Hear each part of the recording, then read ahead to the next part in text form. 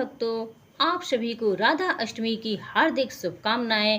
प्रिय भक्तों, आज हम लोग राधा अष्टमी की पौराणिक कथाएं सुनेंगे, जिन कथाओं को सुनने मात्र से आपके जीवन में सुख संपत्ति और धन की वर्षा होगी।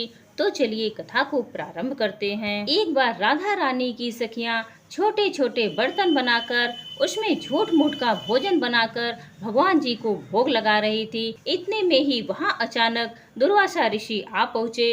आप तो जानते ही हैं, दुर्वासा ऋषि अपने क्रोध के लिए प्रसिद्ध हैं। दुर्वासा ऋषि को देखकर राधा रानी और उनकी सखियां अत्यंत डर गई, क्योंकि यदि दुर्वासा ऋषि किसी के समक्ष कुछ भी कहते या कुछ भी मांगते तो उनकी इच्छा के अनुसार करना ही पड़ता था, अन्यथा वे क्रोध में आकर श्राप तक दे डालते थे। तभी दुर्वासा ऋषि ने राधा रानी से एक ऐसी मांगी जो अत्यंत दुर्लभ थी। वह क्या थी, यही है आज की हमारी राधा अष्टमी की विशेष कथा। तो चलिए कथा को प्रारंभ करते हैं। एक समय की बात है, ऋषि दुर्वासा जी बरसाने गए हुए थे। उस समय श्री राधा जी अपनी सखियों के साथ खेल रही थी। राधा जी और उनकी सखियां छोटे छोटे बर्तन बनाकर उसमें झूठ मूठ का भोजन भरकर भगवान जी को भोग लगा रही थी। श्री राधा रानी और उनकी सखियां यह सब कर ही रही थी कि अचानक दुर्वासा ऋषि वहां आ पहुँचे। ऋषि दुर्वासा को देखकर श्री राधा रानी और उनकी सखियां ऋषि के सम्मान में उठ खड़ी हुई और वे डर के मारे कांपने लगी। फिर उन्होंने सादर प्रणाम किया और बड़े ही सरल भाव से उनका स्वागत करते हुए उन्हें बैठने को कहा। ऋषि दुर्वासा भोली भाली और छोटी छोटी कन्याओं के इस सरल व्यवहार को देखकर अत्यंत प्रसन्न हुए और उन कन्याओं द्वारा बिछाए गए आसन पर जाकर विराजमान हो गए। जिन दुर्वासा ऋषि की सेवा में कोई गलती ना हो जाए, कोई कमी ना रह जाए, इस डर से त्रिलोकी हमेशा डरती रहती थी, उन्हीं दुर्वासा ऋषि की सेवा भाव श्री राधा जी और उनकी सखियां बड़ी सरलता और बड़े प्रेम से कर रही थी। और ऋषि दुर्वासा उन्हें देखकर सिर्फ मंद मंद मुस्कुरा रहे थे। फिर राधा जी की सखियां कहने लगी, हे ऋषि देव, क्या आपको ज्ञात है कि हमारी राधा रानी बहुत ही स्वादिष्ट लड्डू बनाती हैं और उन्हीं लड्डू से हमने भगवान को भोग लगाया है और अभी आपको भी प्रसाद के रूप में वितरित करेंगी। इसके बाद राधा जी की सखियां जाकर राधा जी के हाथों से बने हुए लड्डू का प्रसाद लाती हैं, परंतु वह लड्डू ब्रिजरज का ही बना हुआ झूठ मूठ का लड्डू था। यह देखकर ऋषि दुर्वासा उनके भोलेपन से बहुत ही प्रसन्न हो गए और हंसने लगे। हंसकर बोलने लगे, हे प्यारी देवियों, अब क्या मैं यह प्रसाद ग्रहण कर लूं? क्या यह प्रसाद आपने बनाया है? ऋषि दुर्वासा के इस प्रश्न पर सारी सखियां एक साथ और एक ही स्वर में कहने लगी, जी हाँ ऋषिवर, ये हमारी प्यारी श्री राधा जी ने बनाई है और हमारा दावा है कि आज तक आपने ऐसे लड्डू कभी नहीं खाए होंगे। इसके बाद ऋषि दुर्वासा जैसे ही उस झूठ के बने लड्डू को प्रसन्नता पूर्वक अपने मुख में डालते हैं तो वे ऋषि पूरी तरह से आश्चर्यचकित रह जाते हैं, क्योंकि एक तो उस लड्डू में ब्रजरज का यानी मिट्टी का स्वाद था और ऊपर से उसे स्वयं श्री राधा रानी ने अपने हाथों से बनाया था। इससे ज्यादा और क्या हो सकता है? अमृत को भी फीका कर दे ऐसा स्वाद था उस लड्डू का।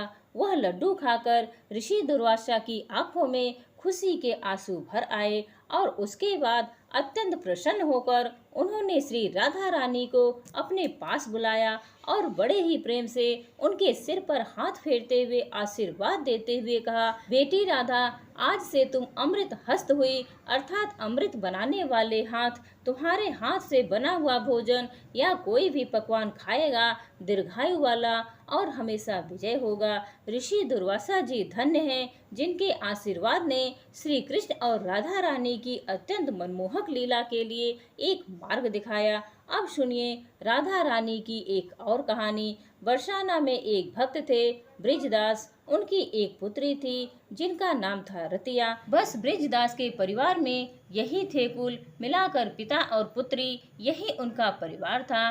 ब्रिजदास दिन में अपना काम करते और शाम को श्री जी के मंदिर में जाते, दर्शन करते और जो भी संत वहाँ आए हुए हों उनके साथ सत्संग किया करते। यही उनका नित्य कर्म था। एक बार एक संत ने कहा, भैया हमें नंद गांव जाना है। हमारे पास सामान तो ज्यादा है लेकिन पैसे नहीं है, नहीं तो हम सेवक कर लेते। क्या तुम हमें नंदगांव पहुंचा सकते हो? ब्रिजदास ने तुरंत हाँ कह दिया। उन्होंने कहा, गर्मी का समय है, सुबह जल्दी चलना ठीक रहेगा, जिससे मैं सुबह 10 बजे तक घर वापस भी आ जाऊं। संत ने कहा, ठीक है, मैं सुबह 4 बजे तैयार मिलूंगा। ब्रिजदास ने अपनी पुत्री से कहा, बेटी मुझे एक संत को नंदगांव पहुंचाना है, मैं समय पर वापस आ जाऊंगा, मेरी प्रतीक्षा मत करना। अब ब्रिजदास जी सुबह 4 बजे राधे राधे करते नंगे पांव संत जी के पास गए, जिनका सामान उन्हें पहुंचाना था। संत जी ने सामान ब्रिजदास को दिया और ठाकुर जी की पेटी और बर्तन स्वयं ले लिए। अब वे समय पर रवाना तो हुए, लेकिन संत जी को सांस रोग था।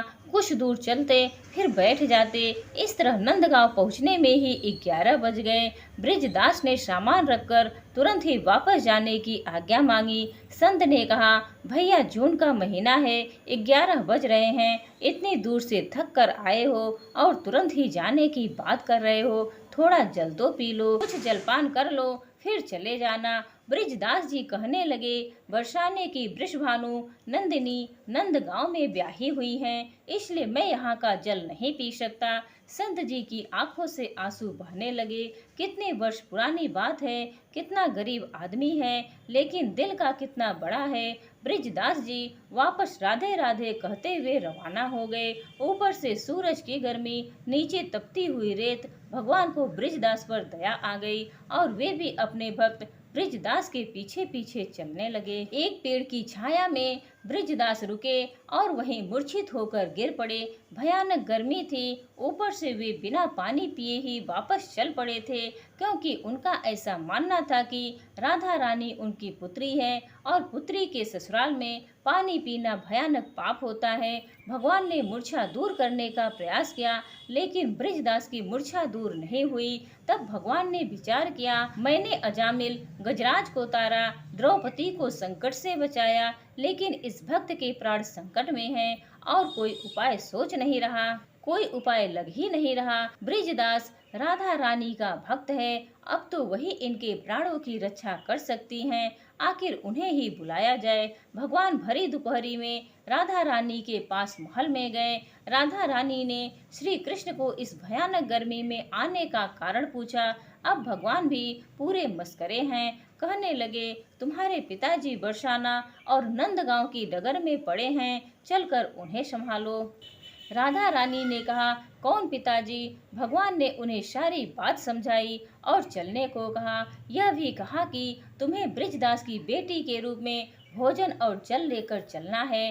राधा जी तैयार होकर वहां पहुंच गई। पिताजी पिताजी आवाज लगाई। इस समय वे ब्रिजदास की पुत्री के रूप में ही पहुंची थी। ब्रिजदास जी ने सुना कि उनकी पुत्री उन्हें आवाज लगा रही है, तुरंत नींद से जाग गए और बेटी के चरणों में गिर पड़े।